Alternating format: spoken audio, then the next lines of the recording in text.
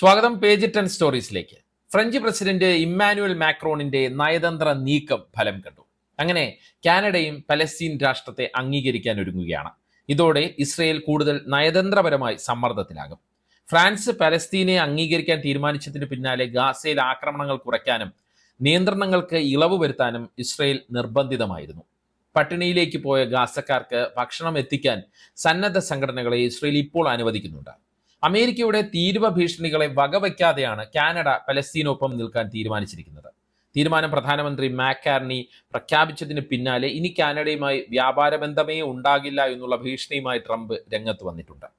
പാശ്ചാത്യ രാജ്യങ്ങൾക്കിടയിൽ പലസ്തീന് കൂടുതൽ പിന്തുണ കൈവരുന്നത് പശ്ചിമേഷ്യയെ സംബന്ധിച്ച് വലിയ പ്രതീക്ഷ നൽകുന്ന കാര്യമാണ്. ഈ സാഹചര്യം പരിശോധിക്കുകയാണ് ഈ വീഡിയോയിലൂടെ ചെയ്യുന്നത്. ഫ്രാൻസിന് പിന്നാലെ ബ്രിട്ടനും പലസ്തീനെ അംഗീകരിക്കാൻ തീരുമാനിച്ചപ്പോൾ തന്നെ ഇസ്രയേൽ കൂടുതൽ പരിങ്ങലിലായിരുന്നു.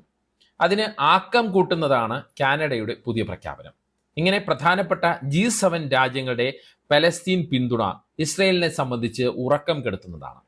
നയതന്ത്ര തലത്തിൽ ഇസ്രയേൽ കൂടുതൽ ഒറ്റപ്പെടുന്ന ഒരു സ്ഥിതിയുണ്ട്. വരും ദിവസങ്ങളിൽ ഓസ്ട്രേലിയയും ന്യൂസിലൻഡും പലസ്തീനെ അംഗീകരിക്കുന്ന തീരുമാനത്തിലേക്ക് എത്തുമെന്നാണ് ചില റിപ്പോർട്ടുകൾ സൂചിപ്പിക്കുന്നത്.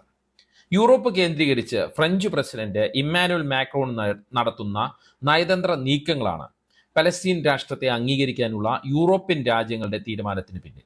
കാനഡ യൂറോപ്യൻ രാജ്യമല്ല, അമേരിക്കയുടെ അടുത്ത് കിടക്കുന്ന രാജ്യമാണ്. പക്ഷേ കാനഡയുമായും G7 രാജ്യം എന്നുള്ള നിലയിൽ ഫ്രഞ്ച് പ്രസിഡന്റ് നയതന്ത്ര നീക്കങ്ങൾ നടത്തുന്നുണ്ടായിരുന്നു. അതുകൊണ്ട് തന്നെ സെപ്റ്റംബറിൽ നടക്കുന്ന ഐക്യരാഷ്ട്രസഭ പൊതുസഭയിൽ കൂടുതൽ രാജ്യങ്ങൾ പലസ്തീനെ അംഗീകരിക്കുന്ന തീരുമാനത്തിലേക്ക് എത്തുമെന്നാണ് വിലയിരുത്തൽ. മെനിങ്ങാന്ന് ഫ്രഞ്ച് വിദേശകാര്യമന്ത്രി ഴാൻ നോയൽ ബാരോ ന്യൂയോർക്ക് കോൾ എന്ന പ്രഖ്യാപനം പുറത്തിറക്കി. പലസ്തീൻ രാഷ്ട്ര പദവിയെ അംഗീകരിക്കാനുള്ള താല്പര്യമോ പോസിറ്റീവായിട്ടുള്ള പരിഗണനയോ ഉള്ള 15 രാജ്യങ്ങളുടെ സംയുക്ത പ്രസ്താവനയാണ് ഈ ന്യൂയോർക്ക് കോൾ. അതായത് ഈ ന്യൂയോർക്ക് കോളിലുള്ള എല്ലാ രാജ്യങ്ങളും പലസ്തീനെ രാഷ്ട്രമായി അംഗീകരിച്ചിട്ടില്ല, എന്നാൽ അവർക്ക് പലസ്തീൻ രാഷ്ട്രത്തോട് താല്പര്യമുണ്ട്. ഈ നിലയ്ക്കാണ് ന്യൂയോർക്ക് കോൾ എന്ന പ്രഖ്യാപനത്തെ നമ്മൾ നോക്കിക്കാണേണ്ടത്. Andorra, Australia, Canada, Finland, Iceland, Ireland, Luxembourg, Malta, Norway, New Zealand, Portugal, San Marino, Slovenia, Spain, France എന്നിവയാണ് ന്യൂയോർക്ക് കോൾ പ്രഖ്യാപനത്തിൽ ഒപ്പിട്ട രാജ്യങ്ങൾ. അതിൽ കാനഡ പലസ്തീൻ രാഷ്ട്രത്തെ പിന്നീട് അംഗീകരിക്കുന്ന നിലപാട് സ്വീകരിച്ചു. ഓസ്ട്രേലിയയും ന്യൂസിലൻഡും ഈ തീരുമാനത്തിലേക്ക് ഉടൻ എത്തുമെന്നുള്ള സൂചനയും നൽകിയിരിക്കുകയാണ്. 147 UN അംഗരാജ്യങ്ങൾ പലസ്തീനെ അംഗീകരിച്ചിട്ടുണ്ട്. അതായത് ഐക്യരാഷ്ട്രസഭയിലെ 75% അധികം രാജ്യങ്ങൾ പലസ്തീനെ അംഗീകരിച്ചിട്ടുണ്ട്. എന്നിട്ടും UN സുരക്ഷാ കൗൺസിലിൽ പലസ്തീന് അംഗത്വം കിട്ടാത്തതിന് കാരണം അമേരിക്കയുടെ വീറ്റോ പവർ മാത്രമാണ്. 2024 May 10 UN general assembly Palestine UN അംഗത്വത്തിന് യോഗ്യതയുണ്ട് പലസ്തീന് എന്ന് പ്രഖ്യാപിച്ചെങ്കിലും വോട്ടിംഗ് അവകാശം നൽകിയിട്ടില്ല. പലസ്തീനെ ഏകപക്ഷീയമായി അനുകൂലിക്കുന്നത് അംഗീകരിക്കാൻ കഴിയില്ല എന്നുള്ള നിലപാടാണ് അമേരിക്ക തങ്ങളുടെ സൗഹൃദ രാജ്യങ്ങൾക്ക് നൽകിയിരിക്കുന്നത്. അതുകൊണ്ട് തന്നെ പല രാഷ്ട്രങ്ങളും അമേരിക്കൻ പേടിയിൽ പലസ്തീനെ അംഗീകരിക്കാൻ ഭയപ്പെട്ടിരുന്നു. എന്നാൽ ഫ്രാൻസിന്റെ ഉറച്ച പിന്തുണ വന്നതോടെ അമേരിക്കൻ പേടിയെ അതിജീവിക്കുകയാണ് ഈ ചെറു രാജ്യങ്ങൾ. അവർ പലസ്തീനെ പിന്തുണച്ച് രംഗത്ത് വരുന്നു. പലസ്തീൻ അതോറിറ്റി നിർണായക പരിഷ്കാരം നടത്താമെന്ന് വാഗ്ദാനം ചെയ്തതുകൊണ്ടാണ് പലസ്തീനെ അംഗീകരിക്കാൻ തയ്യാറാകുന്നത് എന്നാണ് കനേഡിയൻ പ്രധാനമന്ത്രി അറിയിക്കുന്നത്.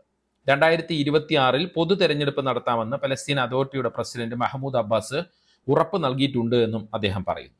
ഈ തെരഞ്ഞെടുപ്പിൽ ഹമാസിന് പങ്കുണ്ടാകില്ല എന്നും പലസ്തീനെ സൈനികവൽക്കരിക്കില്ല എന്നും അബ്ബാസ് അറിയിച്ചുവെന്ന് ഈ കനേഡിയൻ പ്രധാനമന്ത്രി പറയുന്നു. അതിന്റെ അടിസ്ഥാനത്തിലാണ് പലസ്തീനെ അംഗീകരിക്കുന്നത്.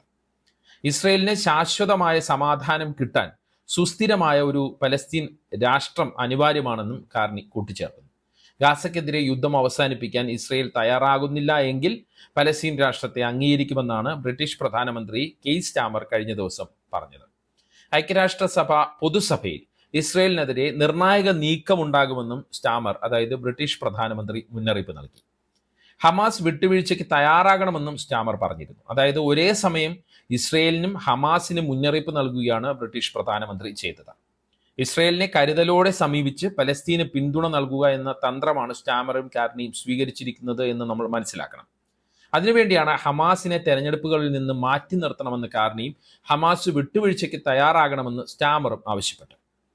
പക്ഷേ ഫലത്തിൽ പലസ്തീൻ എന്ന രാഷ്ട്രത്തെ പിന്തുണയ്ക്കുക തന്നെയാണ് ബ്രിട്ടനും കാനഡയും ചെയ്യുന്നത്. ഇസ്രയേലിനെതിരെ കടുത്ത തീരുമാനങ്ങൾ നേരത്തെ തന്നെ എടുത്ത രാജ്യമാണ് ബ്രിട്ടൻ. ഇസ്രയേലുമായുള്ള വ്യാപാര കരാറുകളെല്ലാം ബ്രിട്ടൻ നിലവിൽ റദ്ദ് ചെയ്തിരിക്കുന്ന ഒരു സാഹചര്യമുണ്ട്. എന്നാൽ കാനഡയുടെ പലസ്തീൻ അനുകൂല തീരുമാനത്തിന് മറ്റൊരു പശ്ചാത്തലം കൂടിയുണ്ട്. ട്രംപ് അധികാരത്തിൽ വന്നതു മുതൽ പല കാര്യങ്ങൾ പറഞ്ഞ് കാനഡയുമായി ട്രംപ് ഉടക്കുവെക്കുന്നുണ്ട്. കാനഡയെ 51ാമത്തെ സംസ്ഥാനമാക്കിയാൽ അവരുടെ പ്രശ്നങ്ങളെല്ലാം അമേരിക്കൻ നിയന്ത്രണത്തിൽ പരിഹരിക്കാമെന്നൊക്കെ ട്രംപ് അവകാശപ്പെട്ടിരുന്നു. ഇത് കാനഡ തള്ളിക്കളയുകയും ചെയ്തിരുന്നു.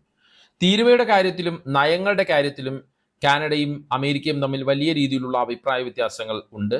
കാനഡയിൽ കാർണി അധികാരത്തിൽ വന്നതോടെ ആ അഭിപ്രായ വ്യത്യാസങ്ങൾക്ക് ശക്തി കൂടുകയും ചെയ്തിട്ടുണ്ട്. അതുകൊണ്ട് കൂടിയാണ് പലസ്തീന് പിന്തുണ ഉടൻ തന്നെ പ്രഖ്യാപിക്കാൻ കാനഡ തീരുമാനിച്ചത് എന്നതാണ് ഒരു വിലയിരുത്തൽ. ഒപ്പം ഫ്രാൻസിന്റെ നയതന്ത്ര തലത്തിലുള്ള ഏകോപനം തീരുമാനം പെട്ടെന്നെടുക്കാനുള്ള കാരണമായി മാറി. അതേസമയം തന്നെ 1967 മുതൽ ദ്വിരാഷ്ട്ര പരിഹാര നിർദ്ദേശത്തോട് അംഗീകരിക്കുന്ന രാജ്യമാണ് കാനഡ. അതായത് പലസ്തീനും വേണം ഇസ്രയേലും വേണം എന്നുള്ള 2 രാഷ്ട്ര പരിഹാര നിർദ്ദേശത്തെ അംഗീകരിക്കുന്ന രാജ്യമാണ് കാനഡ. മാത്രമല്ല 2024 കാനഡ ഇസ്രയേലിലേക്കുള്ള പുതിയ ആയുധ കയറ്റുമതി അനുമതികൾ നിർത്തലാക്കിയിരുന്നു. ഗാസയിലെ മാനുഷിക പ്രതിസന്ധിയെ അസഹനീയമെന്ന് വിശേഷിപ്പിക്കുകയും ചെയ്തിരുന്നു.